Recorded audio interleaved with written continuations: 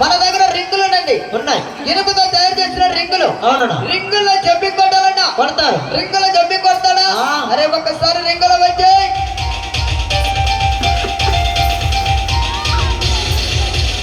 పైకి ఇంకా పైకి. అవును. అరే తీసారన్నా. ఆయన అరే ఏమైందిరా? మన రావులమ్మ ముట్టి చిన్నదైపోయింది అయ్యా. అరే రింగు పెద్దదైపోయింది. రింగు చాలా పొడుగ్గా చాలా పెద్దదైపోయింది. అవునా?